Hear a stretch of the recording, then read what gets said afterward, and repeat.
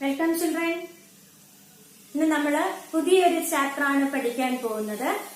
അതായത് 5ാമത്തെ യൂണിറ്റിലെ surface chemistry എന്നുള്ള ചാപ്റ്ററാണ്. അതിലെ ആദ്യത്തെ ഭാഗം നമുക്ക് ഇന്ന് പഠിക്കുകയാണ്.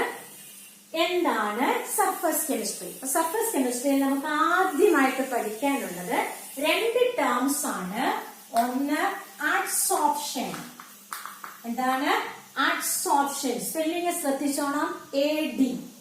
വേറൊന്ന് അബ്സോർപ്ഷൻ. അതിന്റെ സ്പെല്ലിംഗ് ശ്രദ്ധിച്ചോണം, A കഴിഞ്ഞ് B ആണ്. അപ്പൊ ഇവിടെ D, ഇവിടെ B. അപ്പൊ ഇത് തമ്മിൽ എന്താണ് വ്യത്യാസം? അതായത് നമ്മള് സിലിക്ക ജെല്ലിനെ എടുത്ത് വാട്ടറിൽ ഡിപ്പ് ചെയ്യുക, അല്ലെ സിലിക്ക ജെല്ലിലേക്ക് വാട്ടർ ഒഴിക്കുക. അപ്പൊ സിലിക്ക ജെല്ലിന്റെ സർഫസിൽ മാത്രം, ഉപരിതലത്തിൽ മാത്രം വാട്ടർ മോളിക്യൂൾസ് കോൺസെൻട്രേറ്റ് ചെയ്യുന്നതായിട്ട് കാണാം. സിലിക്ക ജെല്ലിന്റെ ഉള്ളിലേക്ക് വാട്ടർ കടക്കത്തില്ല. അതുപോലെ ഈർപ്പമില്ലാത്ത കാൽസ്യം ക്ലോറൈഡിലേക്ക് വാട്ടർ ഒഴിക്കുക, അൺഹൈഡ്രസ് കാൽസ്യം ക്ലോറൈഡ്. അപ്പൊ ഇവിടെ വാട്ടർ മോളിക്യൂൾസ് ആ കാൽസ്യം ക്ലോറൈഡിന്റെ ആ ബൾക്ക് മുഴുവൻ എന്ന് പറഞ്ഞാൽ അതിന്റെ സർഫസിലും അതിന്റെ ഉള്ളിലേക്കും ഒരേപോലെ വാട്ടർ എൻട്രി ചെയ്യാൻ തുടങ്ങും. അതിനാ പറയുന്നത് അബ്സോർപ്ഷൻ. അതുപോലെ അക്വസ് സൊല്യൂഷൻ ഓഫ് ഷുഗർ എന്ന് പറഞ്ഞാൽ എന്താ? ഷുഗറിനെ വാട്ടറിൽ ഡിസോൾവ് ചെയ്തിരിക്കുക സൊല്യൂഷൻ. അത് റോ ഷുഗർ ആണ്, സംസ്കരിക്കാത്ത ഷുഗർ. അതിന്റെ ഒക്കെ സൊല്യൂഷൻ നമ്മൾ ഒരു ആനിമൽ ചാർക്കോളിന്റെ ലേക്ക് ഒഴിക്കുക. അപ്പൊ ആനിമൽ ചാർക്കോളിന്റെ സർഫസില് ഈ കളർ എല്ലാം, അക്വസ് ഷുഗറിന്റെ റോ ഷുഗറിന്റെ കളറുണ്ട്, അതിന്റെ കളറിംഗ് മാറ്റർ എല്ലാം ഈ ആനിമൽ ചാർക്കോളിന്റെ സർഫസിലേക്ക് അങ്ങ് കോൺസെൻട്രേറ്റ് ചെയ്യും. എന്നിട്ട് ഈ ആനിമൽ ചാർക്കോളിൽ നിന്നും പുറത്തേക്ക് വരുന്ന സൊല്യൂഷൻ കളർലെസ് ആയിരിക്കും. ഷുഗർ സൊല്യൂഷൻ ക്ലിയർ ആയിരിക്കും, കളർലെസ് ആയിരിക്കും. അപ്പൊ ഇവിടെ നടന്നത് അഡ്സോർപ്ഷൻ ആണ്. എന്ന് പറഞ്ഞാൽ എന്താണ് അഡ്സോർപ്ഷൻ? AD. അതായത് ദ ഫിനോമിനോൺ ഓഫ്, പ്രതിഭാസം of concentration of particles of one substance on the surface of another substance is called adsorption. ഏതെങ്കിലും ഒരു സബ്സ്റ്റൻസിന്റെ പാർട്ടിക്കിൾസ് വേറൊരു സബ്സ്റ്റൻസിന്റെ, ഒരു സോളിഡിന്റെയോ അല്ലെങ്കിൽ ലിക്വിഡിന്റെയോ സർഫസിൽ മാത്രം കേന്ദ്രീകരിക്കുന്നു, ഉള്ളിലേക്ക് കടക്കുന്നില്ല സോളിഡിന്റെ. ആ പ്രതിഭാസത്തിനാ പറയുന്നത് adsorption, AD. The phenomenon of concentration of particles of one substance on the surface of another substance rather than in the bulk, ഉള്ളിലേക്ക് കടക്കാതെ, is called adsorption. An example ആണ് color of raw sugar is absorbed by animal charcoal. raw sugarന്റെ colour animal ചാർക്കോളിന്റെ സർഫസിൽ മാത്രം absorb ചെയ്യും, പുറത്തേക്ക് വരുന്ന സൊല്യൂഷൻ ക്ലിയർ സൊല്യൂഷൻ ആയിരിക്കും. ഇവിടെ ഗ്രേ കളറിൽ കാണുന്നത് ഒരു ബോഡി സർഫസ് ആണ്. മേളിൽ ഡോട്ട് ഇട്ട് കാണിച്ചിരിക്കുന്ന വേറൊരു സബ്സ്റ്റൻസിന്റെ പാർട്ടിക്കിൾസ് ആണ്. അപ്പോൾ ആ സബ്സ്റ്റൻസിന്റെ പാർട്ടിക്കിൾസ് ആ ഗ്രേ കളറിലെ ബോഡി സർഫസിൽ മാത്രമാണ് കോൺസെൻട്രേറ്റ് ചെയ്യുന്നത്. അതിനാ പറയുന്നത് അഡ്സോർപ്ഷൻ, AD. അതായത് the phenomenon of concentration of particles of one substance only on the surface of another substance is called adsorption. Adsorption example ആണ് ammonia adsorbed on the surface of charcoal. Adsorption of ammonia on charcoal. ഇവിടെ yellow കളറിൽ കാണുന്നത് ഒരു body surface ആണ്. അതിൻ്റെ ഞാൻ absorption പഠിപ്പിക്കുകയാണ്, AB. അതായത് വേറൊരു സബ്സ്റ്റൻസിൻ്റെ പാർട്ടിക്കിൾസ് ആണ് ഡോട്ടിട്ട് കാണിച്ചിരിക്കുന്നത്. അത് യെല്ലോ കളറിലെ ബോഡിക്കുള്ളിലേക്കും കൂടെ ആ പാർട്ടിക്കിൾസ് കിടക്കുന്നു. അപ്പം അബ്സോർപ്ഷൻ എന്ന് പറയുന്നത് ഒരു ബൾക്ക് ഫിനോമിനോൺ ആണ്. അതായത് concentration of particles, uniform concentration of particles of one substance throughout the bulk of another substance is called absorption, AB. An example ആണ് ammonia is absorbed by water, AB. അപ്പോൾ ഇവിടെ രണ്ട് terms കൂടെ നമുക്ക് പഠിക്കാനുണ്ട്. ഏതിന്റെ സർഫസിലാണോ, ഏത് സബ്സ്റ്റൻസിന്റെ സർഫസിലാണോ അഡ്സോർപ്ഷൻ നടക്കുന്നത്, ആ സർഫസിനെ നമ്മൾ അഡ്സോർബെന്റ് എന്ന് പറയും. ഇവിടെ ആനിമൽ ചാർക്കോളിന്റെ സർഫസിലാണ് അഡ്സോർപ്ഷൻ നടന്നത്. അതുകൊണ്ട് ആനിമൽ ചാർക്കോളിനെ നമ്മൾ അഡ്സോർബെന്റ് എന്ന് പറയും. ഏത് സബ്സ്റ്റൻസിനെയാണോ അഡ്സോർബ് ചെയ്തത് അതിനെ നമ്മൾ അഡ്സോർബേറ്റ് എന്ന് പറയും. ഈ കേസിൽ റോ ഷുഗറിന്റെ കളറിംഗ് മാറ്ററിനെയാണ് അഡ്സോർബ് ചെയ്തത്. അപ്പൊ ഇവിടുത്തെ കളറിംഗ് മാറ്ററിനെ നമ്മൾ പറയുന്നത് അഡ്സോർബേറ്റ് എന്ന് പറയും. അപ്പം the substance on whose surface adsorption takes place is called adsorbent, and the substance that is adsorbed is called adsorbate. അപ്പൊ ഇവിടെ നമ്മൾ സിലിക്ക ജെല്ലിൽ വാട്ടർ ഒഴിക്കുക. അപ്പൊ സിലിക്ക ജെല്ലിന്റെ സർഫസിലാണ് വാട്ടർ മോളിക്യൂൾസ് കോൺസെൻട്രേറ്റ് ചെയ്യുന്നത്. അപ്പൊ ഇവിടെ സിലിക്ക ജെല്ലിനെ നമ്മൾ എന്ത് പറയും? അഡ്സോർബെന്റ്. വാട്ടർ മോളിക്യൂളിനെ എന്ത് പറയും? അഡ്സോർബേറ്റ്. അപ്പം ഏത് സബ്സ്റ്റൻസിന്റെ സർഫസിലാണോ അഡ്സോർപ്ഷൻ നടക്കുന്നത് അത് അഡ്സോർബെന്റ്. ഏത് മോളിക്യൂൾസിനെയാണോ അഡ്സോർബ് ചെയ്യുന്നത് അത് adsorbate. The substance on whose surface adsorption takes place is called adsorbent, and the substance that is adsorbed is called adsorbate. ഇനി നമുക്ക് വേറൊരു ടേം ഇവിടെ പഠിക്കാനുണ്ട്, ഡീസോർപ്ഷൻ. അതായത് ഇപ്പൊ ആനിമൽ ചാർക്കോളിന്റെ സർഫസിൽ റോ ഷുഗറിലെ കളറിംഗ് മാറ്റർ അഡ്സോർബ് ചെയ്തിരിക്കുകയല്ലേ. അപ്പൊ ഈ അഡ്സോർബേറ്റിനെ, കളറിംഗ് മാറ്ററിനെ അഡ്സോർബെന്റിന്റെ സർഫസിൽ നിന്ന് നമുക്ക് നീക്കം ചെയ്യാൻ പറ്റും. അങ്ങനെ നീക്കം ചെയ്യുന്ന പ്രോസസ്സിനെ പറയുന്നത് ഡീസോർപ്ഷൻ. അഡ്സോർപ്ഷന്റെ നേരെ വിപരീത പ്രതിഭാസം. The phenomenon of removal of adsorbed substance. ഇതാണ് adsorbate, coloring matter of sugar. The phenomenon of removal of adsorbed substance from the surface of adsorbent is called desorption. ഇനി ഒരു കാര്യം കൂടെ, നമ്മളിപ്പം ക്രിസ്റ്റലൈൻ ഫോമിൽ ആനിമൽ ചാർക്കോളിനെ എടുത്തത് അതിനെ അങ്ങ് പൊടിക്കുക. ഈ ക്രിസ്റ്റലിനെ അങ്ങ് പൊടിക്കുമ്പോൾ കൂടുതൽ ഏരിയയിൽ നമുക്ക് ആനിമൽ ചാർക്കോളിനെ വിതറിയിടാമല്ലോ. അപ്പൊ കൂടുതൽ ഏരിയയിൽ വിതറിയിടാവുമ്പം റോ ഷുഗറിനെ അതിലേക്ക് ഒഴിക്കുമ്പോൾ അഡ്സോർബന്റിന്റെ സർഫസ് ഏരിയ കൂടി. അപ്പൊ അഡ്സോർപ്ഷന്റെ എക്സ്റ്റെന്റ് അളവും കൂടും. Extent of adsorption increases with increase in surface area of the adsorbent. അതുകൊണ്ട് അതിനെ എങ്ങനെ എടുക്കണം? Adsorbent in powdered form has greater surface area. Adsorbent powdered formiലാണെങ്കിൽ surface area കൂടുതലാണ്. Therefore extent of adsorption also increases. Extent of adsorption increases with the increase in surface area of the adsorbent. Therefore animal charcoal in finely divided form has greater surface area. In the finely divided form, finely divided, നന്നായി പൊടിച്ച ചാർക്കോളിനെ നന്നായി പൊടിച്ച ഫോമിൽ അങ്ങ് ഇടുകയാണെങ്കിൽ surface area കൂടുന്നു, extent of അഡ്സോർപ്ഷനും കൂടുന്നു. അടുത്ത നമുക്ക് പഠിക്കാനുള്ളത് differences between adsorption and absorption. ഇത് തമ്മിലുള്ള വ്യത്യാസം എന്താണ്? സർഫസിൽ നടക്കുന്ന പ്രതിഭാസം ഏതാ? അഡ്സോർപ്ഷൻ അല്ലെ. അപ്പൊ adsorption is A surface phenomenon.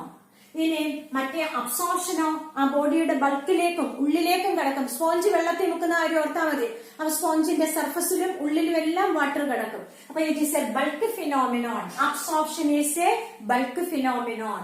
Adsorption is A surface phenomenon. Absorption is A bulk phenomenon. അപ്പൊ അഡ്സോർപ്ഷനിൽ എന്താ നടക്കുന്നത്? ഒരു സബ്സ്റ്റൻസിന്റെ പാർട്ടിക്കിൾസ് വേറൊരു സബ്സ്റ്റൻസിന്റെ സർഫസിൽ കോൺസെൻട്രേറ്റ് ചെയ്യുന്നു. In adsorption particles of one substance get higher concentration of particles of one substance on the surface of another substance. മറ്റേടത്ത് എങ്ങനെയാ? സ്പോഞ്ചിന്റെ കേസിൽ അല്ലെങ്കിൽ അൺഹൈഡ്രസ് കാൽസ്യം ക്ലോറൈഡ് വാട്ടറിനെ അബ്സോർബ് ചെയ്യുന്നു. അപ്പോഴൊക്കെ എന്താ ചെയ്യുന്നത്? ഇവിടെ യൂണിഫോം കോൺസെൻട്രേഷൻ ഓഫ് പാർട്ടിക്കിൾസ് അല്ലെ uniform concentration of water molecules throughout the bulk of the solid. ആ കാൽസ്യം ക്ലോറൈഡ് സബ്സ്റ്റൻസിന്റെ ഉള്ളിലേക്കും സർഫസിലും എല്ലാം വാട്ടർ മോളിക്യൂൾസ് കയറുന്നു. അപ്പോഴ് uniform concentration of particles throughout the bulk of the solid. വാട്ടർ മോളിക്യൂൾസിന്റെ പാർട്ടിക്കിൾസ് കാൽസ്യം ക്ലോറൈഡിന്റെ ബോഡി മുഴുവൻ ആ ബൾക്ക് മുഴുവൻ കോൺസെൻട്രേറ്റ് ചെയ്യുന്നു.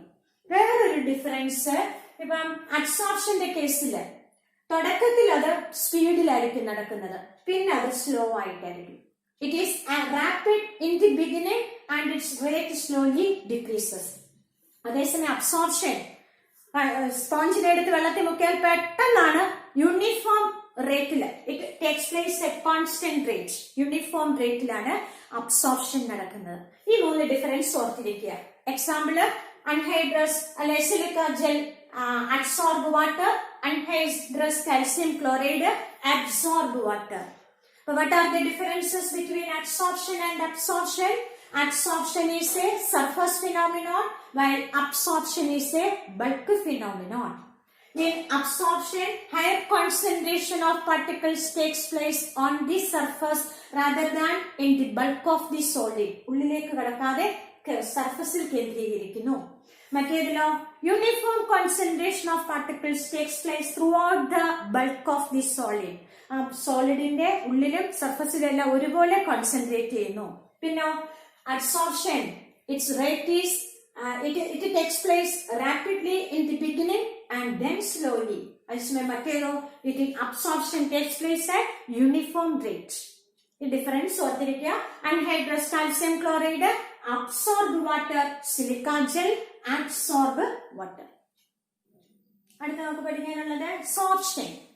അതായത് അഡ്സോർപ്ഷനും ഡീസോർപ്ഷനും ഒരുമിച്ച് നടക്കുന്ന പ്രോസസ്സിനെ പറയുന്നത് sorption. The process in which adsorption and desorption takes place simultaneously is called sorption. ഇനി നമുക്ക് അടുത്തത് പഠിക്കാനുള്ളത് മെക്കാനിസം ഓഫ് അഡ്സോർപ്ഷൻ. അതായത് ഇപ്പൊ ഒരു സോളിഡിന്റെ സർഫസിലാണ് വേറൊരു സബ്സ്റ്റൻസിന്റെ പാർട്ടിക്കിൾസ് വന്ന് അബ്സോർബ് ചെയ്യുന്നത്. ഫോർ എക്സാമ്പിൾ ഗ്യാസ് ആണ് ഇരിക്കുന്നത്, ഒരു ഓക്സിജൻ ഗ്യാസ് ഒരു മെറ്റലിന്റെ സർഫസിൽ വന്ന് അബ്സോർബ് ചെയ്യുക. അപ്പൊ ഇവിടെ ഓക്സിജൻ ഗ്യാസിനും മെറ്റലിന്റെ സർഫസിനും ഇടയിൽ ഒരു അട്രാക്റ്റീവ് ഫോഴ്സ് ക്രിയേറ്റ് ചെയ്യുമല്ലോ. അപ്പൊ അട്രാക്റ്റീവ് ഫോഴ്സ് ക്രിയേറ്റ് ചെയ്യുമ്പോൾ ഓക്സിജൻ മോളിക്യൂൾസിന് ഫ്രീഡം ഓഫ് മൂവ്മെന്റ് കുറയും, അല്ലെ? കൈനറ്റിക് എനർജി കുറയും. എനർജി കുറയുന്നു. എനർജി കുറയുമ്പോ കുറഞ്ഞ എനർജി എങ്ങോട്ട് പോയി? സറൗണ്ടിങ്ങിലേക്ക് പോയി. അപ്പൊ ഇവിടെ ഓക്സിജന്റെ ഗ്യാസ് മോളിക്യൂൾസ് സോളിഡിന്റെ സർഫസിൽ അബ്സോർബ് ചെയ്തപ്പോൾ എനർജിയെ പുറത്തേക്ക് വിട്ടു. എനർജിയെ പുറത്തേക്ക് വിട്ടുകൊണ്ട് നടക്കുന്ന പ്രോസസ്സിന് എന്താ പറയാ? Exothermic process. എന്താണ് എക്സോതെർമിക് പ്രോസസ്? എക്സോതെർമിക് പ്രോസസ്സിൽ ഡിഫറൻസ് ഇൻ എൻതാൽപ്പി ഡെൽറ്റ എക്സിന്റെ വാല്യൂ എങ്ങനെ വരും? നമ്മൾ ഫസ്റ്റ് ഇയറിൽ പഠിച്ചതാ, നെഗറ്റീവ് ആയിരിക്കും. അപ്പം the adsorption is accompanied by evolution of heat energy and hence it is an exothermic process and hence delta H of adsorption is negative. അതുപോലെ നമ്മള് കഴിഞ്ഞ വർഷം പഠിച്ചിട്ടുണ്ട്, സ്റ്റേറ്റ്സ് ഓഫ് മാറ്ററിൽ പഠിച്ചതാണ്. Gaseous molecules are always in random motion. Gaseous molecules എപ്പോഴും random മോഷനിലാണ്. അപ്പം അവിടെ റാൻഡംനെസ്സിനെ നമ്മൾ ഇൻഡിക്കേറ്റ് ചെയ്യുന്ന ഏത് ടേം വെച്ചാണ്? എൻട്രോപ്പി, അല്ലെ? അപ്പൊ ഇവിടെ ഗേഷ്യസ് മോളിക്യൂൾസിന് എൻട്രോപ്പി കൂടുതലാണ്. അതൊക്കെ ഒരു സോളിഡിന്റെ സർഫസിൽ വന്ന് അബ്സോർബ് ചെയ്യുമ്പോൾ എന്തോ സംഭവിക്കുന്നേ? അവിടെ റാൻഡംനെസ് കുറയുന്നു, അല്ലെ? ഫ്രീഡം കുറയുന്നു. അപ്പൊ എൻട്രോപ്പി കുറയുന്നു. അപ്പൊ എൻട്രോപ്പി ചേഞ്ച് എങ്ങനെയായിരിക്കും? ഡെൽറ്റ എസിന്റെ വാല്യൂ നെഗറ്റീവ് ആയിരിക്കും. അപ്പൊ നമ്മൾ ഈ രണ്ട് കാര്യങ്ങൾ ഓർത്തിരിക്കണം. Adsorption is accompanied by decrease of enthalpy and decrease of entropy. ഇതാണ് mechanism of adsorption. During adsorption enthalpy decreases and entropy also decreases. ഇനി നമുക്ക് പഠിക്കാനുള്ളത് രണ്ട് ടൈപ്പിലുള്ള അഡ്സോർപ്ഷൻ ഉണ്ട്. ഒന്ന് ഫിസിസോർപ്ഷനും ഒന്ന് കെമിസോർപ്ഷനും. അതായത് ഇപ്പോഴേ ഫിസിസോർപ്ഷനിൽ അഡ്സോർബെന്റിനും അഡ്സോർബേറ്റിനും ഇടയില് വളരെ വീക്ക് ആയിട്ടുള്ള വാൻഡർവാൾസ് ഫോഴ്സസ് ആണ്. അതേസമയം കെമിസോർപ്ഷനിൽ അഡ്സോർബെന്റിനും അഡ്സോർബേറ്റിനും ഇടയിൽ കെമിക്കൽ ബോണ്ട് തന്നെ ഫോം ചെയ്യുന്നു. അതായത് adsorption of gases on solid, there is very weak van der Waals forces of attraction between gas and solid substance. അതേസമയം കെമിസോർപ്ഷനിൽ ഇപ്പൊ ഓക്സിജൻ മോളിക്യൂള് മെറ്റലിന്റെ സർഫസിൽ അഡ്സോർബ് ചെയ്യുമ്പോൾ metal oxide is formed. When hydrogen gas is adsorbed on transition metal surface, metal hydrates are formed. ഇവിടെ എല്ലാം chemical bond form ചെയ്യുന്നുണ്ട്. അപ്പൊ അതാണ് ഒരു ഡിഫറൻസ്. കെമിക്കൽ ബോണ്ട് ഫോം ചെയ്തുകൊണ്ടുള്ള അഡ്സോർപ്ഷൻ ആണ് കെമിസോർപ്ഷൻ. അഡ്സോർബന്റിനും അഡ്സോർബേറ്റിനും ഇടയിൽ വളരെ വീക്ക് ആയിട്ടുള്ള van der Waals forces of attraction വഴി ഫോം ചെയ്യുന്നതാണ് ഫിസിസോർപ്ഷൻ. ഇനി ഇത് തമ്മിൽ വേറൊരു ഡിഫറൻസ്, നമുക്ക്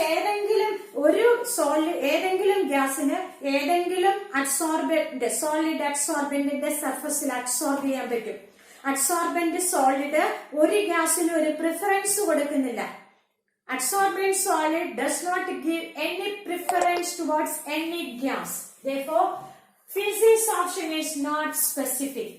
അതേസമയം chemisorptionലോ ഇന്ന രണ്ട് ആറ്റംസിനിടയ്ക്ക് ബോണ്ട് ഫോം ചെയ്യണമെങ്കിൽ എല്ലാ ആറ്റംസിനിടയ്ക്കും ബോണ്ട് ഫോം ചെയ്യത്തില്ല. അപ്പൊ അത് ഇന്ന ആറ്റംസിനിടയ്ക്ക് ബോണ്ട് ഫോം ചെയ്യത്തുള്ളൂ. അപ്പൊ chemisorption is specific in nature. അതാണ് അടുത്ത ഡിഫറൻസ്. പിന്നെ ഒരു ഡിഫറൻസ് നമുക്കിപ്പം വളരെ വീക്ക് ആയിട്ടുള്ള വാണ്ടർവാൾസ് ഫോഴ്സ് വഴിയാണ് ഫിസിസോർപ്ഷനിൽ അഡ്സോർബന്റിന്റെ സർഫസിൽ അഡ്സോർബേറ്റ് വന്ന് പറ്റി പിടിച്ചിരിക്കുന്നത്. അപ്പൊ നമുക്ക് അതിനെ മാറ്റാൻ പറ്റും ഈസി ആയിട്ട്. എന്ന് പറഞ്ഞാൽ ഫിസിസോർപ്ഷൻ ഈസ് റിവേഴ്സിബിൾ. അതേസമയം ഇവിടെ കെമിക്കൽ ബോണ്ട് ഫോം ചെയ്ത് കഴിഞ്ഞു അഡ്സോർബന്റിനും അഡ്സോർബേറ്റിനും ഇടയ്ക്ക്. പിന്നെ നമുക്കത് മാറ്റാൻ പറ്റത്തില്ല. അതിനെ പറയുന്നത് ഇറിവേഴ്സിബിൾ. കെമിസോർപ്ഷൻ is irreversible. അതുപോലെ ഫിസിസോർപ്ഷനിൽ മൾട്ടി ലെയേഴ്സ് ഫോം ചെയ്യും. എന്ന് പറഞ്ഞാൽ ആദ്യം അഡ്സോർബന്റിന്റെ സർഫസിൽ ഒരു ലെയർ അഡ്സോർബേറ്റ് ഫോം ചെയ്തു, വീണ്ടും അതിന്റെ സർഫസിൽ അടുത്ത ലെയർ അഡ്സോർബേറ്റ് ഫോം ചെയ്തു. അപ്പം in physisorption multi layers are formed. അതേസമയം കെമിസോർപ്ഷനിലോ അഡ്സോർബന്റിനും അഡ്സോർബേറ്റിനും ഇടയിൽ ഒരു ബോണ്ട് ഫോം ചെയ്തു കഴിഞ്ഞാൽ പിന്നെ അതിന്റെ മണ്ടയ്ക്ക് എന്ന് പറഞ്ഞാൽ അഡ്സോർബേറ്റ് ലെയറിന്റെ മണ്ടയ്ക്ക് വീണ്ടും അഡ്സോർബേറ്റ് വന്ന് പറ്റി പിടിച്ചിരിക്കത്തില്ല. അപ്പൊ mono layer is formed in chemisorption. അതുപോലെ അടുത്ത ഡിഫറൻസ് ലോ ടെമ്പറേച്ചർ ഹൈ ടെമ്പറേച്ചറില് കെമിസോർപ്ഷൻ ആണ് നടക്കുന്നത്, ഹൈ ടെമ്പറേച്ചർ. അതേസമയം ഫിസിസോർപ്ഷൻ ലോ ടെമ്പറേച്ചറിലാണ് നടക്കുന്നത്. ടെമ്പറേച്ചർ കൂടുന്തോറും ഈ അഡ്സോർബ് ചെയ്ത സബ്സ്റ്റൻസ് അങ്ങ് നീക്കം ചെയ്യപ്പെടും. എന്താ പറയാ? Desorption. Temperature increases, desorption takes place. അതേസമയം കെമിക്കൽ റിയാക്ഷന്റെ കേസിൽ എങ്ങനെയാ? ടെമ്പറേച്ചർ കൂടുന്നതിനനുസരിച്ച് റേറ്റ് ഓഫ് കെമിക്കൽ റിയാക്ഷൻ കൂടുകയാണ് ചെയ്യുന്നത്. അതുപോലെ with increase in temperature, extent of chemisorption also increases. അതുപോലെ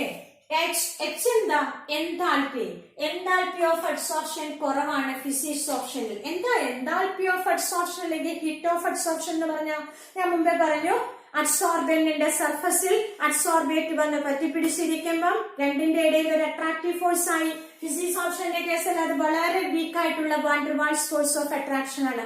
അപ്പം അട്രാക്റ്റീവ് ഫോഴ്സ് വരുമ്പോ എങ്ങനെയാ? രണ്ടിനെ എനർജി കുറഞ്ഞു, ഫ്രീഡം കുറഞ്ഞു. അപ്പൊ എനർജിയെ പുറത്തേക്ക് വിട്ടു. ആ പുറത്തേക്ക് വിടുന്ന ഹിറ്റ് എനർജിയാ പറയുന്നത് എൻതാൽപ്പി ഓഫ് അഡ്സോർപ്ഷൻ. അപ്പൊ ഇവിടെ ഫിസിസോർപ്ഷന്റെ കേസിൽ വളരെ വീക്ക് ആയിട്ടുള്ള വാണ്ടർവാൾസ് ഫോഴ്സ് ഓഫ് അട്രാക്ഷൻ ആണ്.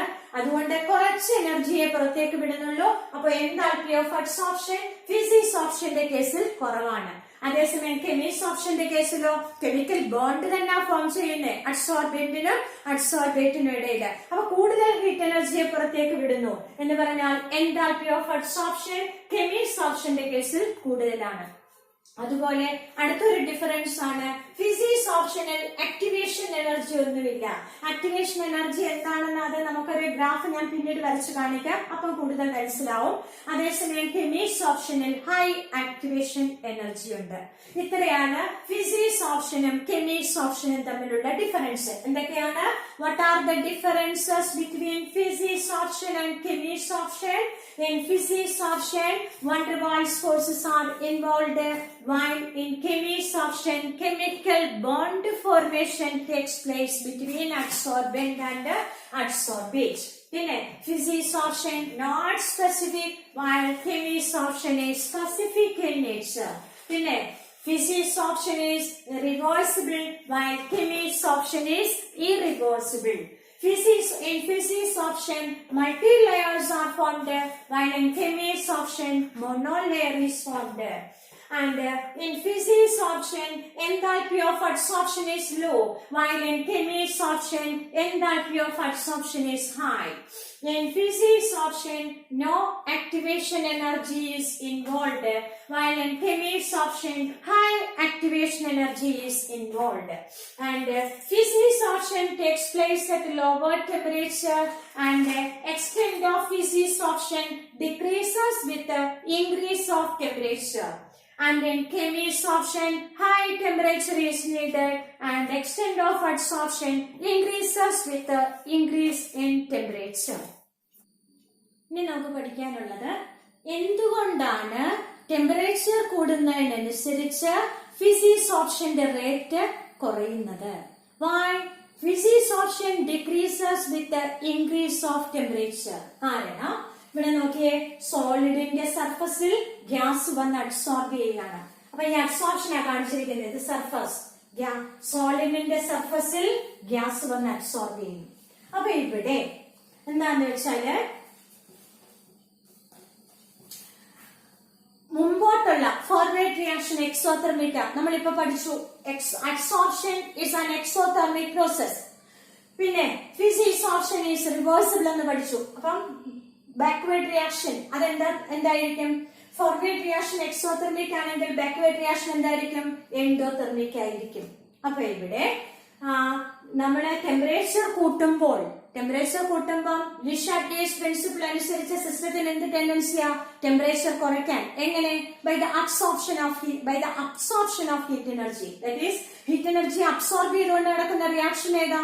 Endothermic reaction. അപ്പൊ ടെമ്പറേച്ചർ കൂട്ടുമ്പോൾ endothermic reaction, that is backward reaction നടക്കും. ഇവിടെ ബാക്ക്വേർഡ് റിയാക്ഷൻ ഏതാ? സോളിഡിന്റെ സർഫസിൽ നിന്ന് ഗ്യാസിനെ റിമൂവ് ചെയ്യുന്ന പ്രോസസ് എന്ന് പറഞ്ഞാൽ ഡീസോർപ്ഷൻ. അപ്പം ഫിസിസോർപ്ഷൻ is an exothermic process. When we increases the temperature, according to Lee-Shard gauge principle, system has a tendency to decrease the temperature by the absorption of heat energy. That is, endothermic reaction takes place. Here, desorption takes place. Hence, extent of adsorption decreases with the increase of temperature in case of ഫിസിസോർപ്ഷൻ. അടുത്ത നമുക്ക് പഠിക്കാനുള്ളത് adsorption isotherm. Isotherm എന്ന് പറഞ്ഞാൽ എന്താ? Constant temperature, isothermal.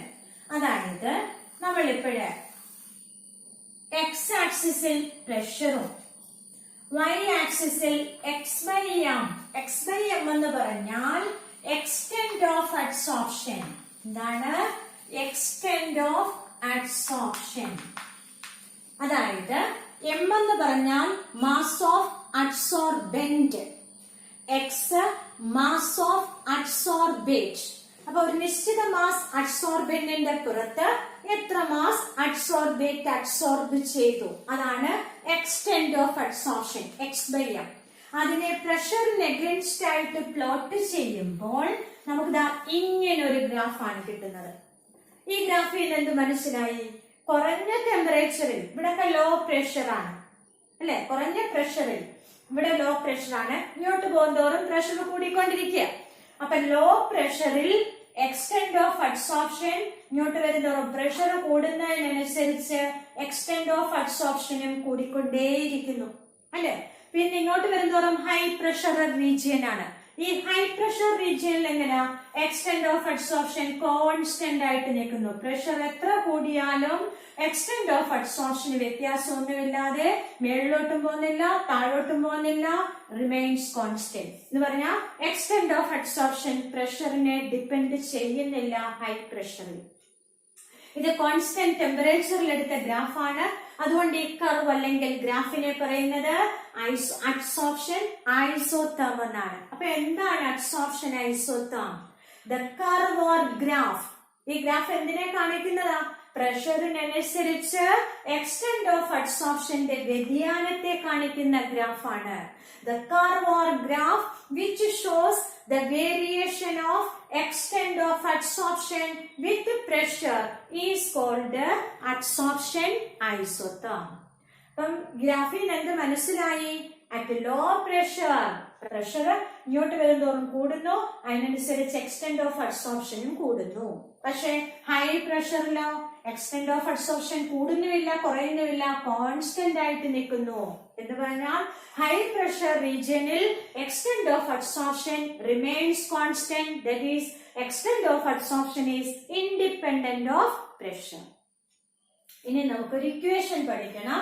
അതായത് extent of അഡ്സോർപ്ഷനും പ്രഷറും തമ്മിൽ connect ചെയ്യുന്ന ഒരു ഇക്വേഷൻ ആണ് x by m equals k p raise to 1/n. K എന്നും കോൺസ്റ്റന്റ് ആണ്. It depends upon the nature of adsorbent and adsorbate. P എന്ന് പറഞ്ഞാൽ പ്രഷർ, x by m എന്താണ്? extent of adsorption. X is mass of adsorbate and m is mass of adsorbent. ഈ equation അറിയപ്പെടുന്നത് Freundlich adsorption isotherm എന്നാണ്. What is Freundlich adsorption isotherm?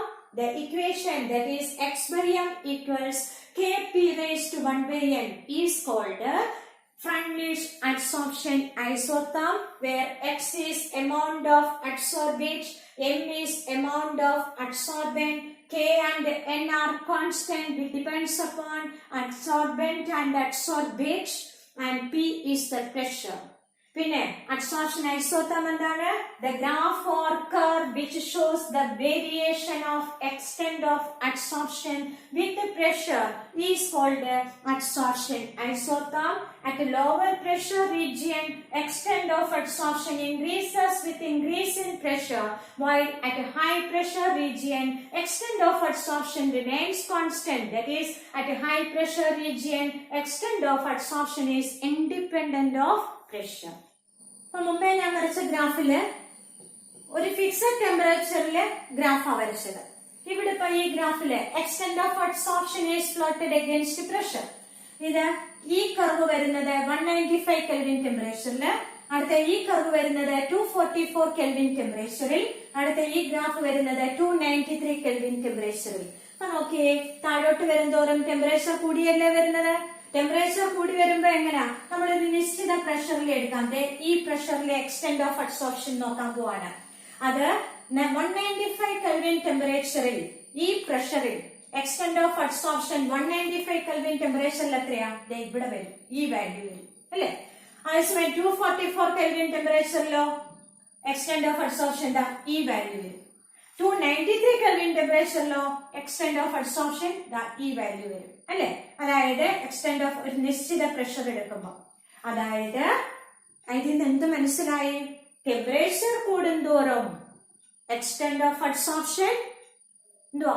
കുറയുന്നു. അതല്ലേ നമ്മൾ പഠിച്ച in case of physisorption as temperature increases extent of adsorption decreases. അപ്പൊ from the graph it is evident that, അത് വ്യക്തമാണ് എന്തുവാ, at a fixed pressure extent of adsorption decreases with increase in temperature. ഇങ്ങോട്ട് വരുന്നതോറും temperature കൂടുക, അപ്പൊ extent of അഡ്സോർപ്ഷന്റെ graph താഴോട്ടല്ലേ വരുന്നത്.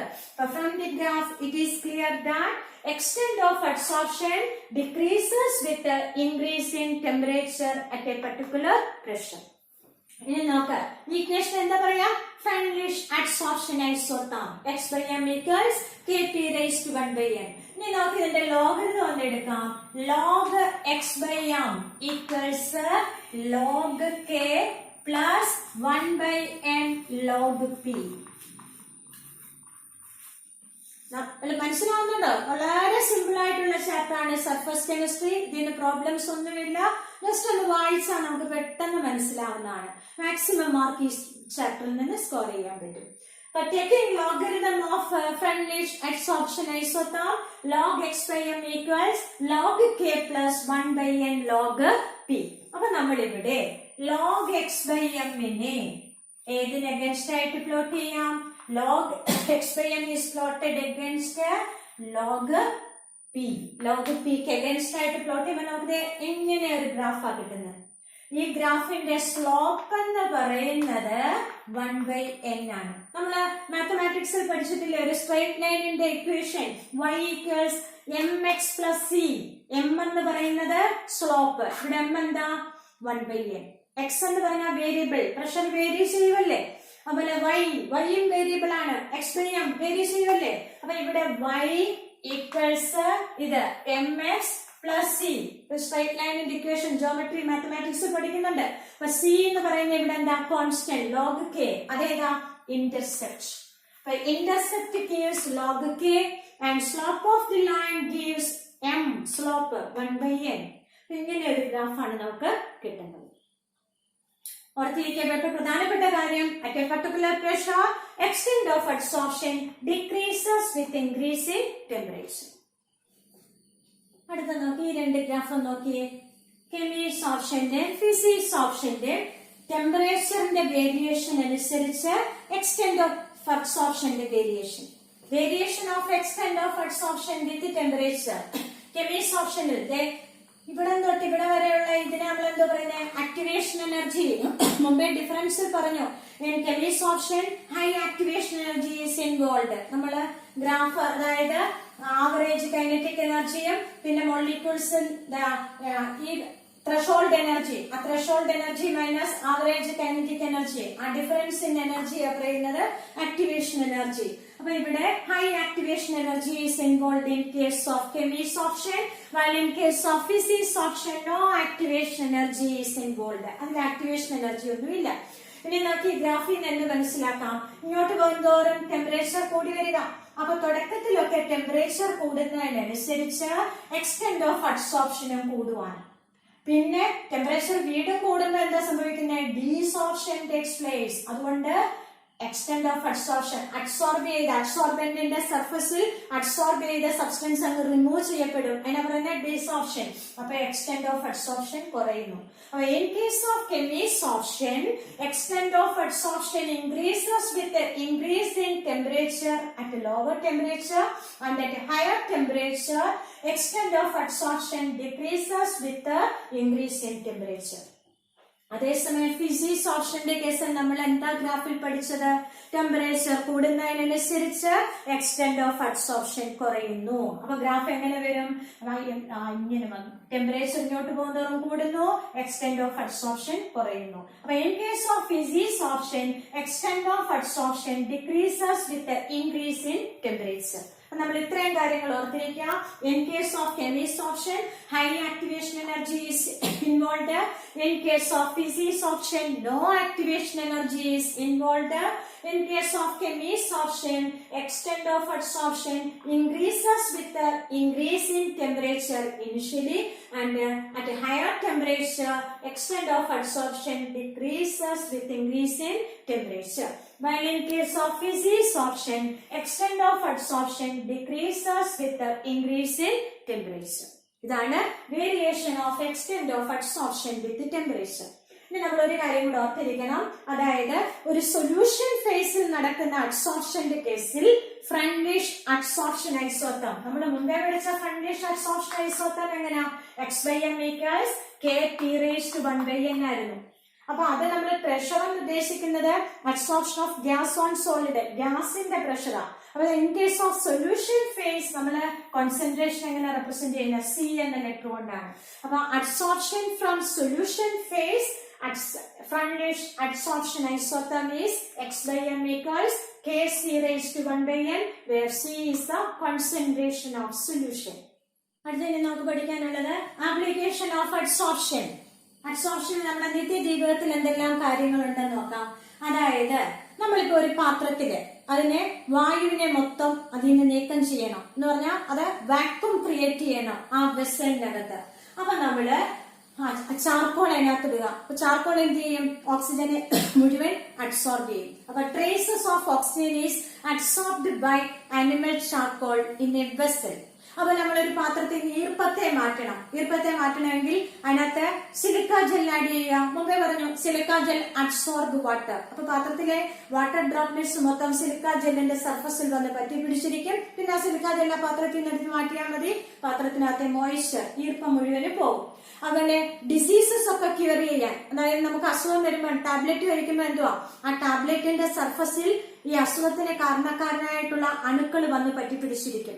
Curing of diseases, that is the drugs adsorb disease causing germs. Diseasesine കാരണമായ germsine drugs adsorb ചെയ്യും. അതുപോലെ മുമ്പേ പറഞ്ഞു raw ഷുഗറിലെ കളറിനെ മൊത്തം ആനിമൽ ചാർക്കോൾ അഡ്സോർബ് ചെയ്യും. Colouring matter is adsorbed by animal charcoal. അതുപോലെ കോൾ മൈൻസിലൊക്കെ കൽക്കരി ഖനികളിലൊക്കെ പോയിസണസസ് ആയിട്ടുള്ള ഗ്യാസസ് അവിടെ ഉണ്ടാവുന്നുണ്ട്. അപ്പൊ അത് ഇൻഹേൽ ചെയ്യാതിരിക്കാനായിട്ട് ഗ്യാസ് മാസ്ക് വെക്കും. അപ്പൊ ഈ ഗ്യാസ് മാസ്കിന്റെ സർഫസിൽ വന്ന് പോയിസണസ് ഗ്യാസ് അഡ്സോർബ് ചെയ്യും. അപ്പം in coal mines gas mask is used to absorb poisonous gases. അപ്പൊ poisonous gasനെ നമ്മൾ ഇൻഹേൽ ചെയ്യത്തില്ല, ഗ്യാസ് മാസ്കിന്റെ സർഫസിൽ വന്ന് adsorb ചെയ്യേയുള്ളൂ. These are the applications of adsorption. എന്തൊക്കെയാണ്, traces of oxygen is absorbed by charcoal in a vessel, and In gas mask is used in coal mines to adsorb poisonous gases, and silica gel is used as adsorbent to remove moisture from a vessel, and removal of coloring matter from sugar using animal charcoal, and curing of diseases, that is drugs എന്ന് പറഞ്ഞാൽ medicine, adsorb disease causing gems. അപ്പൊ നമുക്കിനി surface കെമിസ്ട്രിയുടെ അടുത്ത ഭാഗം നമുക്ക് അടുത്ത ക്ലാസ്സിൽ പഠിക്കാം. നന്നായിട്ട് പഠിക്കുക.